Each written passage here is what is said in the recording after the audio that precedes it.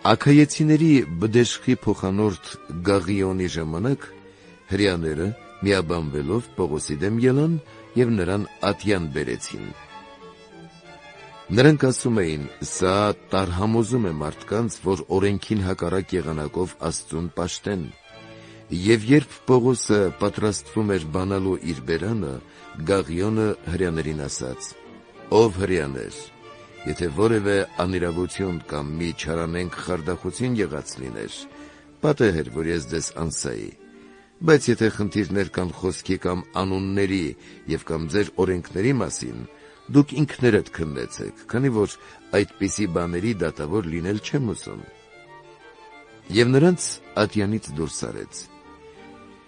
Եվ բոլոր հույները ժողովրդապետ Սոսթենեսին բռնելով ատյանի առաջ ծեծում էին, և Գաղիոնը այդ մասին բնավ հոգ չէր անում։